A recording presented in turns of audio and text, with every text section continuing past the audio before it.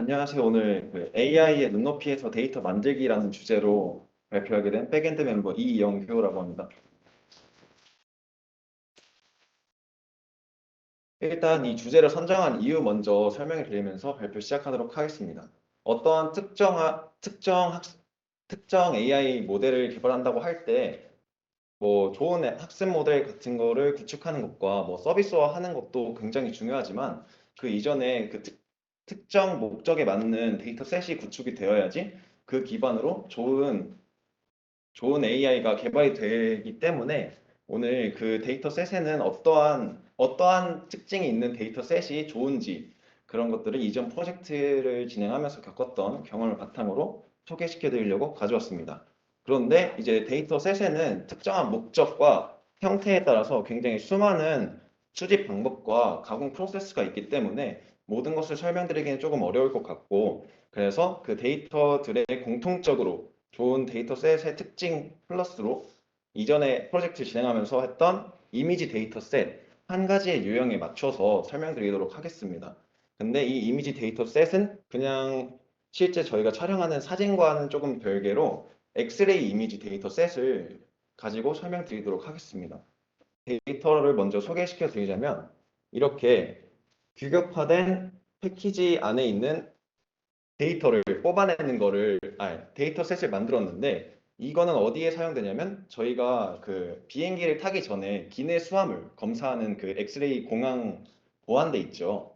거기에서 실제로 사용할 수 있는 거기서 이제 실제로 사용할 수 있는 이런 위해 물품을 걸러낼 수 있는 인공지능에 초점을 맞춘 데이터셋으로 일단 항공 목적의 위해 물품 감지, 인공지능 개발의 목적으로 엑스레이 이미지 데이터셋을 오늘 이거에 초점을 둬서 설명드리도록 하겠습니다. 일단 학습되지 않은 인공지능을 한 가지의 단어로 비유를 하자면 저는 아기라고 비유를 할 수 있을 것 같은데요. 왜냐하면 아기와 같은 경우 저희가 이것이 컴퓨터다라고 인식할 수 있는 것은 이제 예전에 봤던 경험을 바탕으로 이게 자꾸 컴퓨터다라는 것을 저희가 학습했기 때문에 나중에 보면은 이게 컴퓨터다라는 걸 알 수 있지만 이게 만약에 핸드폰이다라고 처음부터 뭐 주변에서 누구한테 들었으면은 나중에 봤을 때도 이거는 핸드폰이다라고 잘못 판단할 수 있는 건데 이거를 AI에 똑같이 넣게 되면은 이 사진과 같은 경우는 그냥 머핀과 강아지를 인공지능은 구분할 수 없다라는 대표적인 그냥 예시인데요.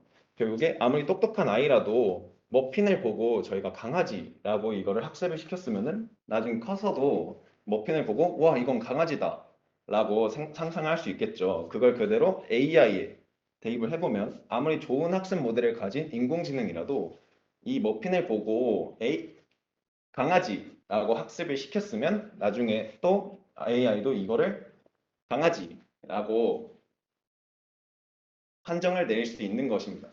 그래서 데이터셋이 얼마나 중요한지를 강조해 드렸는데 이것 때문에 나타나는 현상이 있습니다. 데이터가 부족해가지고 제가 원하는 인공지능이 제대로 개발이 안 될 수가 있는데 이것 때문에 24.2% 정도 인공지능이 제대로 개발이 되지 않는다고 해요. 오픈되어 있는 데이터 셋 이외에 저희가 특정 목적을 갖고 인공지능을 개발한다고 하면은 데이터가 만약에 부족하다. 그러면은 그 인공지능이 개발되는 단계가 조금 늦어질 수도 있고 아니면 실패가 될 수도 있는 겁니다. 그래서 정부 차원에서도 8.5조 원이라는 어마무시한 돈을 들이부어가면서 이제 광범위한 데이터셋을 구축하려고 노력을 하는 거고요. 이 정도로 이제 데이터가 인공지능에게는 굉장히 중요하다라는 점 설명드리면서 넘어가도록 하겠습니다. 그래서 이러한 데이터셋은 어떻게 구축이 되느냐?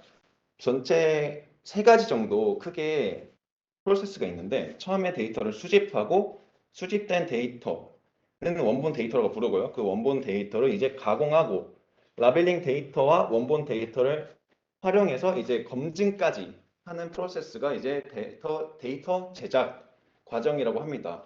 처음에는 데이터 제작 과정이라고 하면은 여기 중간까지인 데이터 가공 부분까지를 생각했었는데 그게 아니고 데이터를 가공해서 이게 실제로 쓸모 있는 데이터인지까지 활용해서 검증하는 단계까지가 데이터 제작 과정이라고 하더라고요. 그래서 이 전체가 데이터 활용 및 검증을 전체 데이터 셋이 아닌 처음에 1% 정도의 원사이클 데이터 셋을 구축을 해서 이게 처음에 원했던 시나리오대로 이게 정말 AI가 제대로 개발이 되는지를 확인한 거를 이제 피드백을 줘서 이게 제대로 안 된다 싶으면 어디서 안 되는지, 어디서부터 다시 데이터를 수집해야 되는지를 이제 모델 기반의 피드백을 줘서 데이터를 다시 수집할 수 있고요. 그리고 가공 부분에서도 진짜 처음부터 끝까지의 데이터가 잘 찍혔는지 이런 전수 검사를 통해 데이터 수집에서 이제 더 정확하게 데이터를 만들 수 있도록 하고 있습니다. 그래서 이제 원본 데이터 수집하는 방법부터 설명을 드리자면 수집하기 이전에 어떤 물품을 촬영을 할지를 저희가 처음에 정해야 됩니다. 그거를 이제 어떤 목적에 맞는 인공지능을 어떤 목적에 맞춰서 개발할 것인지에 따라서 조금 달라지는데 첫 번째로 일단 항공 보안의 목적을 두고서 물품을 구매했을 때는 이제 왼쪽과 같이 HS 코드라는 국제 표준의 분류 기준을 통해서 이제 항공 기내에 가져가면 안 되는 물품들 위주로 이렇게 물품명을 나눠 놨고요.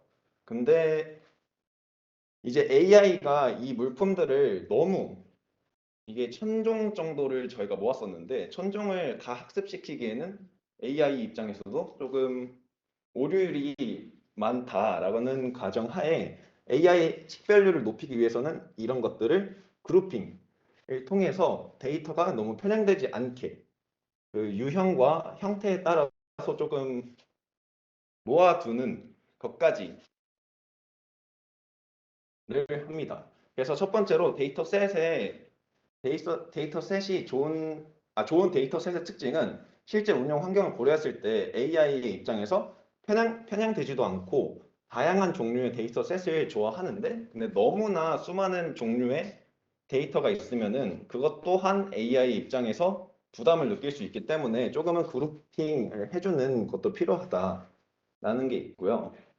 그 다음에는 실제 환경에서 우리가 뭐 나이프, 칼을 찾아내야 된다라고 하면은 그 칼 한 개만 두고서 이미지를 찍는 것이 아닌 실제 환경에서는 막 여러 개가 적층돼서 화면에 보이잖아요.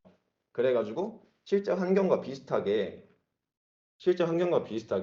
여러 개의 물건에 적층시켜서 이렇게 만드는 것이 AI의 입장에서 조금 더 식별률을 높일 수 있다. AI의 성능을 높일 수 있다라고 합니다. 그래서 두 번째로는 AI는 실제 환경과 동일한 형태의 데이터셋을 좋아한다라고 합니다.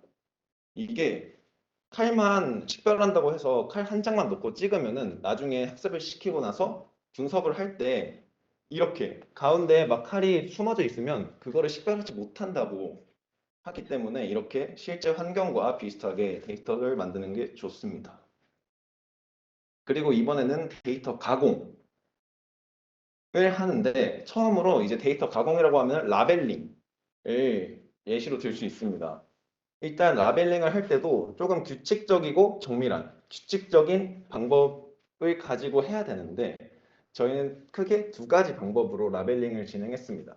왼쪽과 같은 경우는 바운딩 박스라고 해서 물체를 드래그 해서 물체가 어디에 있는지 위치를 찾아내는 방법이고요. 오른쪽 같은 경우는 점점점점점점 물체의 주변을 찍어서 물체의 주변을 이렇게 위치를 파악할 수 있게 해주는 겁니다.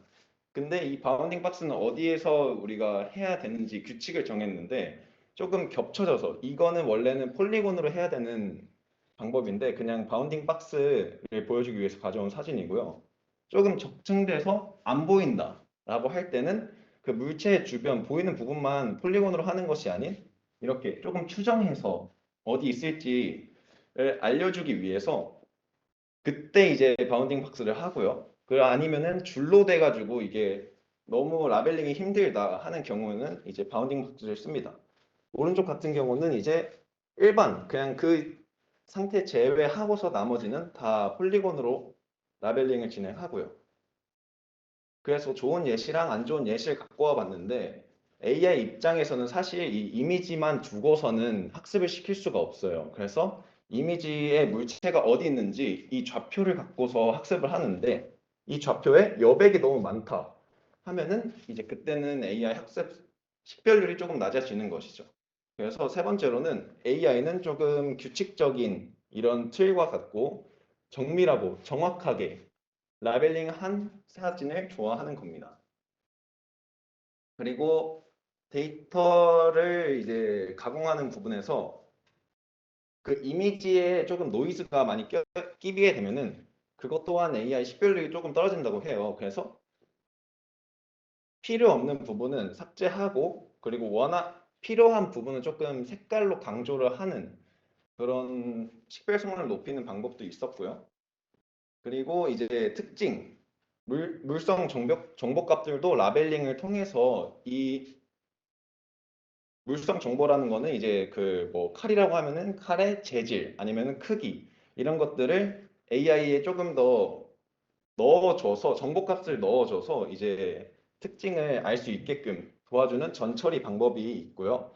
그 다음에는 이미지를 똑같은 픽셀 단위로 잘라주는 전처리 방법을 통해서 이제 AI가 조금 더 학습하기 편하게 만들어줍니다. 이런 거 같은 경우는 이제 저런 규격화된 가방이나 버킷 같은 거를 고정시켜 놓고 그거에 따라서 자르면은 이미지가 똑같이 이제 크기를 잘라도 잘리지 않고 자르기 편합니다. 그렇게 되면은 이제 AI 입장에서도 다른 사진의 픽셀 크기를 가진 데이터 셋보다 조금 더 성능이 좋아진다고 해요. 그래서 네 번째로는 불필요한 노이즈를 제거하고 균일하게 정해진 규칙이 있는 데이터 셋을 좋아한다라는 겁니다. 이렇게 데이터를 수집하고 가공을 했으면 이제 마지막으로 활용 및 검증을 해야겠죠. 근데 이제 저희 같은 경우는 기내 수화물이 계속 오니까 실시간으로 추론할 수 있는 AI가 필요하고요. 그리고 물체를 탐지할 수 있는 인공지능 모델을 개발을 해야 돼서 두 가지 정도를 사용했던 걸로 아는데 욜로 V5라는 모델과 스윙 트랜스포머라는 모델을 사용을 했었습니다. 그거를 토대로 이제 1차 원 사이클 수행을 전체 1% 데이터 셋으로 먼저 해보고 성능이 이럴 때는 조금 안 나오네 라고 해서 피드백을 주면은 이제 데이터를 찍을 때 더 다양한 방법으로 찍고 가공할 때도 조금 더 세밀하고 정밀하게 할 수 있게 피드백을 주게 되는 겁니다. 이렇게 세 가지 방법을 통해서 데이터셋은 제작이 되는 겁니다. 네, 여기까지가 발표를 준비했던 부분이고요. 네, 혹시 질문 없으시면 네, 여기서 마무리를 하도록 하겠습니다.